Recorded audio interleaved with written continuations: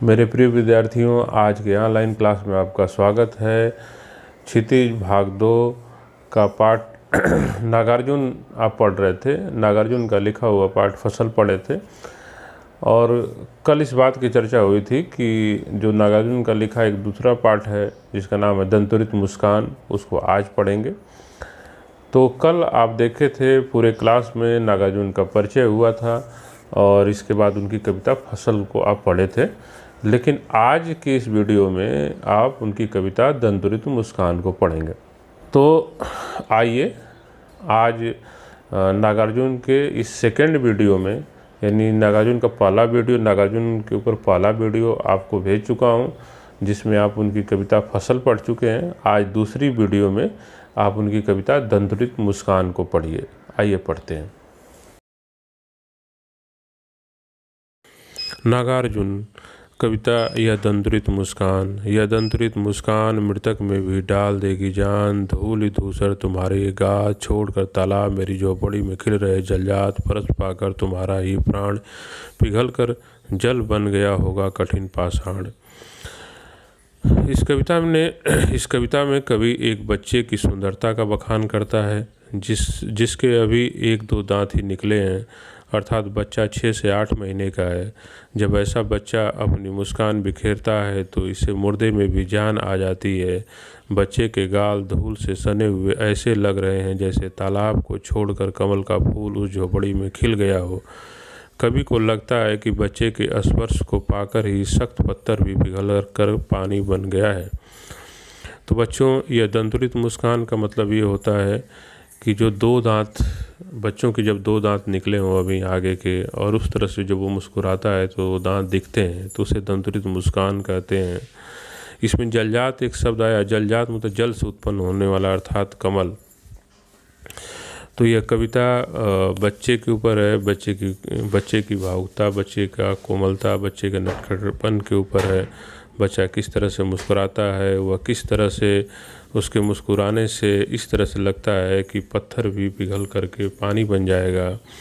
तो ये इसलिए कवि कहता है कि बच्चे की सुंदरता का बखान करता है इस कविता में, और कहता है कि अभी 1-2 दांत ही निकले हैं, अर्थात बच्चा 6 से 8 महीने का है। जब ऐसा बच्चा अपनी मुस्कान बिखेरता है तो इसे मुर्दे में भी जान आ जाती है। बच्चे के गाल धूल से सने हुए हैं, ऐसे लग रहे हैं जैसे तालाब को छोड़कर कमल का फूल उस झोपड़ी में खिलाया हो। कवि को लगता है कि बच्चे के स्पर्श को पाकर ही सख्त पत्थर भी पिघल कर पानी बन गया।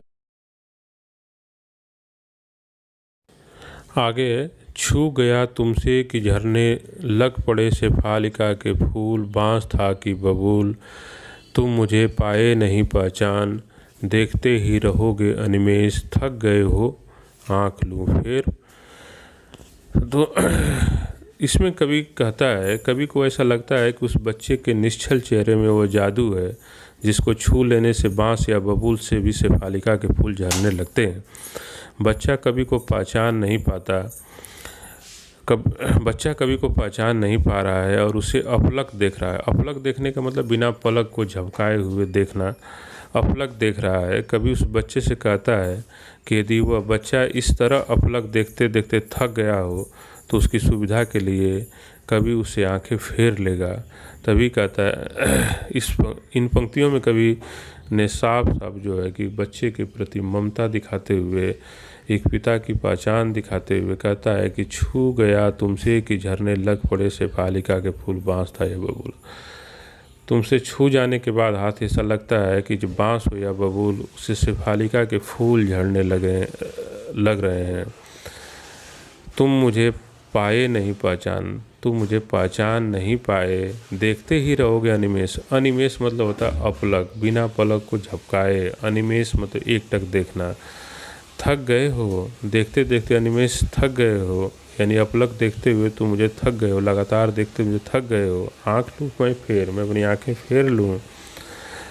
तो ये बच्चे को लेकर के एक मातृत्व है और ये पितृत्व का प्रेम है कवि के भीतर, जो कि उसे बच्चे को इस रूप में देखने के लिए प्रेरित करता है, विवश करता है। देखिए अगले पंक्तियाँ आगे है। क्या हुआ यदि हो सके परिचित न पहली बार, यदि तुम्हारी माँ न माध्यम बनी होती आज, यदि तुम्हारी माँ न माध्यम बनी होती आज, मैं न पाता जान, मैं न पाता जान। धन्य तुम माँ भी तुम्हारी धन्य, चिर प्रवासी मैं इतर मैं अन्य। इस अतिथि से प्रिय तुम्हारा क्या रहा संपर्क। कवि को इस बात का जरा भी अफसोस नहीं है कि बच्चे से पहली बार में उसकी जान पहचान नहीं हो सकी। इसीलिए कवि कहता है, क्या हुआ यदि हो सके न परिचित पहली बार।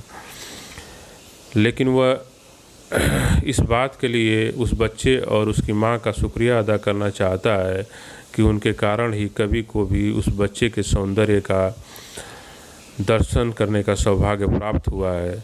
कवि तो इस बच्चे के लिए एक अजनबी है, परदेसी है, इसलिए वह खूब समझता है कि उससे उस बच्चे की कोई जान पहचान नहीं रही है।